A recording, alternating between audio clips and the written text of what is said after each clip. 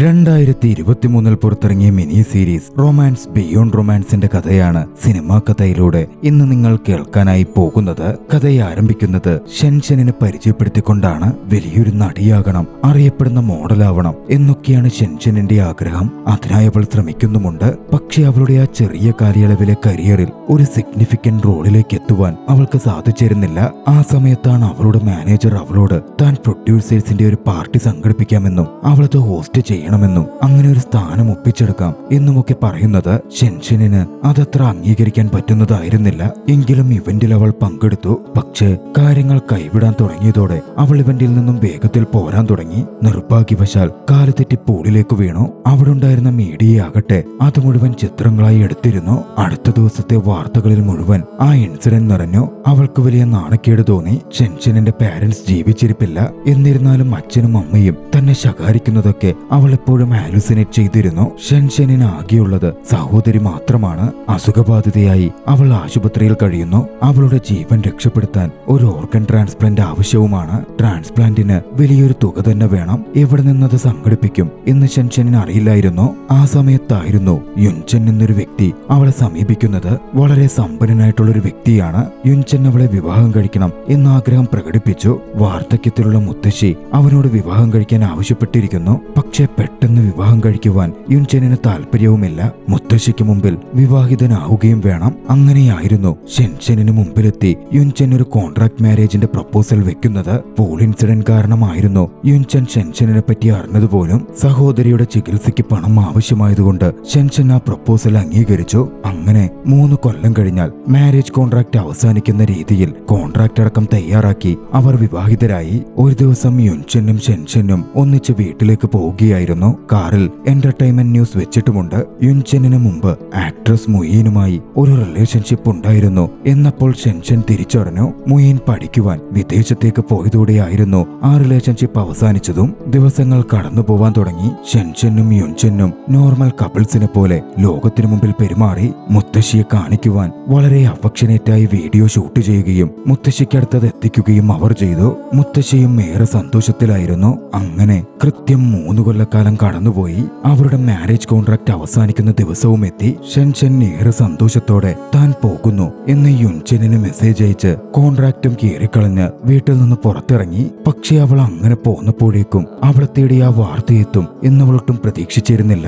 യുൻചൻ സഞ്ചരിച്ചിരുന്ന കാർ അപകടത്തിൽപ്പെട്ട് യുൻചൻ ആശുപത്രിയിലേക്ക് മാറ്റപ്പെട്ടിരുന്നു. മെസ്സേജ് അയച്ച് പോകുവാണെന്ന് പറഞ്ഞതിനു ശേഷം യുൻചൻ വേഗത്തിൽ ആങ്സിയസ് ആയി കാർ ഓടിച്ചു വരികയായിരുന്നു. അപ്പോഴായിരുന്നു അപകടം നടന്നത്. ഷെൻഷൻ പാഞ്ഞ് യുൻചന്റെ അടുത്തെത്തി. ആ അപകടത്തിൽ യുൻചന്റെ ഓർമ്മകൾ നഷ്ടപ്പെട്ടിരുന്നു. സെലക്റ്റീവ് ഓർമ്മകൾ മാത്രമാണ് യുൻചനിനുള്ളത്. ഷെൻഷൻ തന്റെ ഭാര്യയാണ് എന്ന് മാത്രമേ അയാൾക്ക് ഓർമ്മയുള്ളൂ. അയാൾ നോക്കിയപ്പോൾ കണ്ടതാകട്ടെ മുത്തശ്ശിയെ കാണിക്കുവാൻ ഷൂട്ട് ചെയ്ത് അഫക്ഷനേറ്റ് ആയിട്ടുള്ള വീഡിയോസും. അതുകൊണ്ട് തന്നെ മാരേജ് കോൺട്രാക്റ്റിന്റെ കാര്യമൊന്നും അയാളുടെ ഉള്ളിന്റെ ഉള്ളിൽ പോലും ഉണ്ടായിരുന്നില്ല. തന്റെ സ്നേഹനിധിയായ ഭാര്യയാണ് ഷെൻഷൻ എന്നവൻ വിശ്വസിച്ചു. അത്തരത്തിൽ അവളോട് പെരുമാറി. ഷെൻഷൻ അതിനെ എതിർക്കുകയും നമ്മുടേത് ഒരു ഫേക്ക് മാരേജ് ആയിരുന്നു എന്നൊക്കെ പറയാൻ ശ്രമിച്ചെങ്കിലും യുൻചൻ അത് വിശ്വസിച്ചില്ല. ഷെൻഷന്റെ അടുത്താണെങ്കിൽ അതിന് തെളിവ് പോലും ഉണ്ടായിരുന്നില്ല. മാരേജ് കോൺട്രാക്ട് പോലും സന്തോഷത്തിൽ അവൾ കീറിക്കളഞ്ഞിരുന്നു. എങ്ങനെയും അവന് വിട്ടു പോകണം എന്ന് ഷെൻഷൻ ആലോചിക്കാൻ തുടങ്ങി. യുൻചനിനോട് ഡിഫറന്റ് ആയി വളരെ വേർഡായി ബിഹേവ് ചെയ്യാമെന്നും അപ്പോൾ അവൻ തന്നെ വിട്ടോളും എന്നും അവൾ കരുതി. അത്തരത്തിൽ ബിഹേവ് ചെയ്യാനും ശ്രമിച്ചു. ആദ്യത്തിൽ സെഡക്റ്റീവായി ബിഹേവ് ചെയ്യുകയും രണ്ടാമത് മറ്റൊരാളെ കൂട്ടിക്കൊണ്ടുവന്ന് തനിക്ക് മറ്റൊരാളുമായി അടുപ്പമുണ്ട് എന്ന് വരുത്തി തീർക്കാനുമൊക്കെ അവൾ ശ്രമിച്ചെങ്കിലും ആ പദ്ധതികളൊക്കെ പാളി. കാമുകൻ എന്ന രീതിയിൽ അഭിനയിക്കാൻ കൊണ്ടുവന്ന വ്യക്തി മര്യാദക്ക് അഭിനയിക്കുക പോലും ചെയ്തിരുന്നില്ല. ഒരു ബാറിൽ വെച്ചായിരുന്നു അവരന്ന് മീറ്റ് ചെയ്തതും. പിന്നാലെ യുൻചൻ ബാർ വിട്ടു പോന്നു. പക്ഷെ അവൻ പോകുന്നതിന് പിന്നിൽ ചെറിയ ബഹളമുണ്ടാവുന്നത് അവൻ കേട്ടു. അവൻ തിരിഞ്ഞു നോക്കുമ്പോൾ ഷെൻഷനിനെ മദ്യപിച്ച് 2 പേർ ഉപദ്രവിക്കാൻ ശ്രമിക്കുകയായിരുന്നു. അത് കണ്ടതും യുൻചൻ വന്ന് തന്റെ ഭാര്യയെ രക്ഷപ്പെടുത്തുകയും അവിടെ നിന്ന് കൂട്ടിക്കൊണ്ടു പോവുകയുമുണ്ടായി. വീട്ടിലെത്തിയപ്പോൾ അവളെ പൊക്കിയെടുത്ത് അവൻ കൗച്ചിൽ കൊണ്ട് കിടത്തി. ഷെൻഷൻ എഴുന്നേറ്റ് നിൽക്കാൻ ശ്രമിച്ചു. പക്ഷേ കാല് തന്നെ അവൾ വീഴാൻ പോയപ്പോൾ യുൻചന്റെ ടൈയിൽ അവൾ കടന്നു പിടിച്ചു. അതിരുവരെയും ഏറെ അടുത്തു കൊണ്ടുവന്നിരുന്നു. പക്ഷേ പെട്ടെന്ന് യുൻചന്റെ അമ്മ അങ്ങോട്ടേക്ക് കടന്നു വന്നതുകൊണ്ട് ആ മൊമെന്റ് തടസ്സപ്പെട്ടു.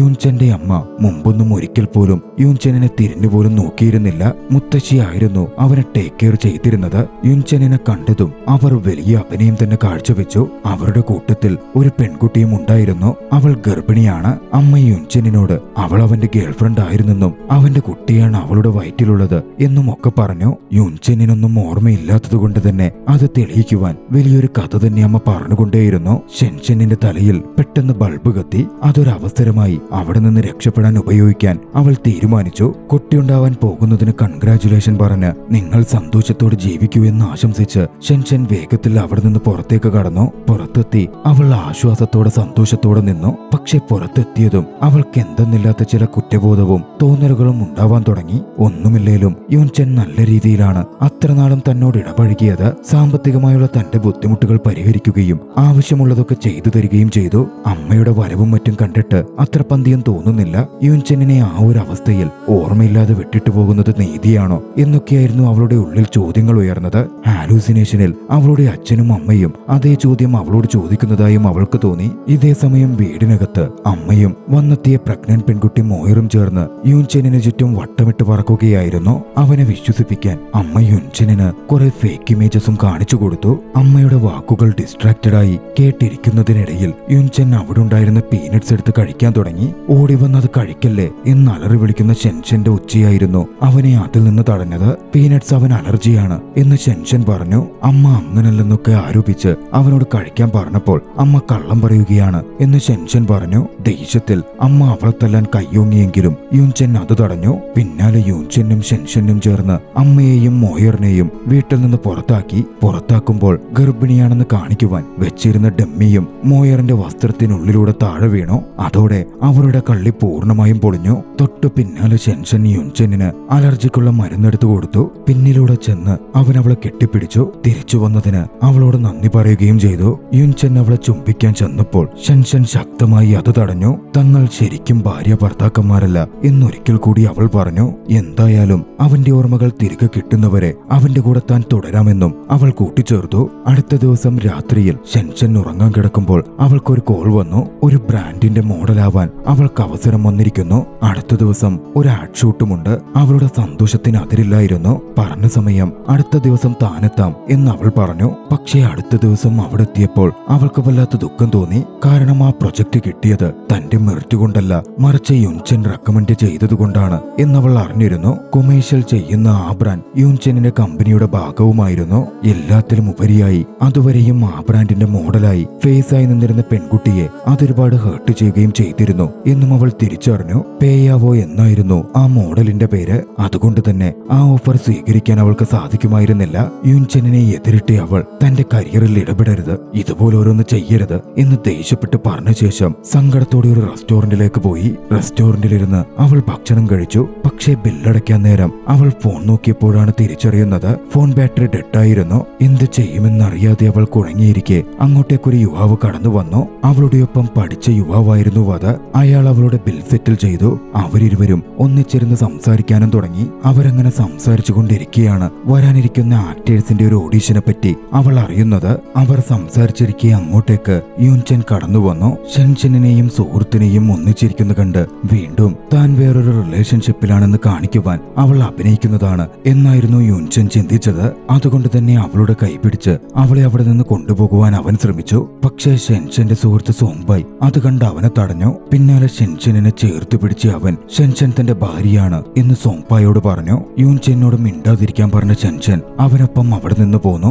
കാറിനടുത്തേക്ക് ദേഷ്യത്തിലായിരുന്നു ഷെൻഷൻ നടന്നിരുന്നത്. നടക്കുന്നതിനിടയിൽ അവളുടെ കാലുളിക്ക് വീഴാൻ പോയി. ഭാഗ്യത്തിന് യുൻചെൻ അവളെ വീഴാതെ രക്ഷപ്പെടുത്തി. എന്നിരുന്നാലും ബാലൻസ് തെറ്റി യുൻചെൻ താഴെ വീഴുകയും ഷെൻഷൻ അവന്റെ ദേഹത്തേക്ക് വന്നു വീഴുകയും ഉണ്ടായി. യാദൃച്ഛികമായി അവർ ചുംബിക്കുകയും ചെയ്തു. ശേഷം കാലുളുക്കിയ ഷെൻഷനെ യുൻചെൻ പുറത്തു കയറ്റി കൊണ്ടുപോകാൻ തുടങ്ങി. അങ്ങനെ പോകുമ്പോൾ താൻ തന്റെ സെക്രട്ടറിയോട് ഷെൻഷനെ ഒരു ബ്രാൻഡിന്റെ പരസ്യത്തിൽ ഒരു മോഡലാക്കണം എന്നേ പറഞ്ഞുള്ളൂവെന്നും അത് മറ്റൊരാളുടെ അവസരം ഇല്ലാതാക്കും എന്നൊന്നും താൻ കരുതിയിരുന്നില്ലെന്നും തന്റെ അറിവില്ലാതെ സംഭവിച്ചതാണ് അതൊക്കെയെന്നും യുൻചെൻ അവളോട് പറഞ്ഞു. നടന്നതിന് ഷെൻഷനോട് അവൻ ക്ഷമ ചോദിച്ചു. തന്റെ റിയാക്ഷന് അതിത്തിരി കടുത്തു പോയെന്ന് പറഞ്ഞ് ഷെൻഷനും യുൻചെന്നടുക്കൽ ക്ഷമ പറഞ്ഞു. കുറച്ചു കഴിഞ്ഞ് ക്ഷീണം കൊണ്ട് ഷെൻഷൻ മയങ്ങിപ്പോയിരുന്നു. യുൻചെൻ തന്റെ പുറത്തു തന്നെ അവളെ ചുമന്ന് വീട്ടിലേക്കെത്തി. അവൻ അവളെ ബെഡിൽ കൊണ്ട് കിടത്തി. യുൻചെൻ പോവാൻ പോവാൻ തുടങ്ങുമ്പോൾ പാതി ഉറക്കത്തിൽ ഷെൻഷൻ അവന്റെ കൈ പിടിച്ച് തന്നോടടുപ്പിച്ചു. അവനൊരു ചുംബനവും നൽകി. പിറ്റേന്ന് ഉണരുമ്പോൾ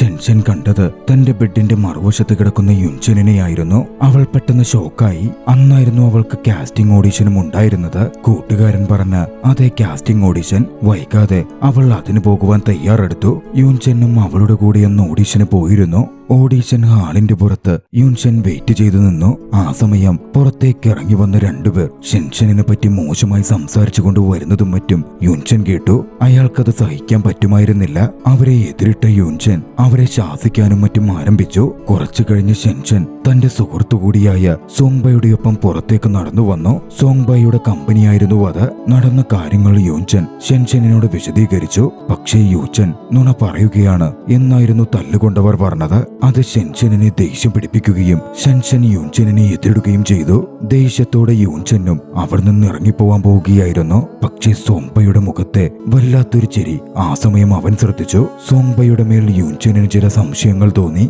അതുകൊണ്ട് തന്നെ അവിടെ നിന്ന് പോകുമ്പോൾ യുൻചെൻ സെക്രട്ടറിയെ വിളിച്ച് സോങ്ബയുടെ ബാക്ക്ഗ്രൗണ്ട് ചെക്ക് ചെയ്യാൻ പറഞ്ഞു. പിന്നീട് മുന്നോട്ട് നടക്കുമ്പോൾ ഷെൻഷൻ പേയാവോയെ കണ്ടുമുട്ടി. നേരത്തെ ഷെൻഷനിന് അവസരം ലഭിച്ചപ്പോൾ ഹർട്ടായ യുൻചാന്റെ കമ്പനിയുടെ മോഡലായിരുന്നു അത്. ഷെൻഷൻ വല്ലാതെ നാണക്കേടോടെ അവളുടെ മുമ്പിലെത്തി. പക്ഷേ പേയാവോ സൗഹൃദത്തോടെ വന്നായിരുന്നു അവളോട് സംസാരിച്ചത്. യുൻചൻ തന്നെ വിളിച്ച് അറിയാതെ സംഭവിച്ചതാണെന്ന് പറഞ്ഞെന്നും തന്നോട് ക്ഷമ ചോദിച്ചെന്നും കാര്യങ്ങളൊക്കെ നല്ല രീതിയിലാക്കിയിട്ടാണ് യുൻചൻ എന്ന് മടങ്ങിയതെന്നും പേയാവോ ഷെൻഷനോട് പറഞ്ഞു. ശേഷം പേയാവോ അവിടെ നിന്ന് പോന്നു. മുന്നോട്ട് പോരുമ്പോൾ അവളുടെ കാലിന് പരിക്കേറ്റിരുന്നതിനാൽ യുൻചൻ അവൾക്കായി വെച്ചിരുന്ന ബാൻഡേഡ് ബോക്സ് അവളുടെ കയ്യിൽ കിട്ടി. അന്ന് രാത്രിയിൽ യുൻചൻ വീട്ടിലേക്ക് എത്തുമ്പോൾ കേട്ടത് ഷെൻഷന്റെ അലർജിയായിരുന്നു. ഭീതിയിൽ അവൻ ഓടിച്ചെന്നു. പക്ഷേ അവിടെ ചെന്നതും ഒരു കുഴപ്പവും ഉണ്ടായിരുന്നില്ല. ഷെൻഷൻ യാഥാർത്ഥ്യത്തിൽ അവൾക്ക് കൊടുത്തിരുന്ന സ്ക്രിപ്റ്റ് വായിക്കുകയായിരുന്നു. അത് റിഹേഴ്സൽ ചെയ്യുന്നതായിരുന്നു. ഒന്ന് സമാധാനമായതും യുൻചൻ ഷെൻഷനോട് അവളുടെ കൂടെ പ്രാക്ടീസ് ചെയ്യാൻ താനും കൂടാമെന്നും പറഞ്ഞു.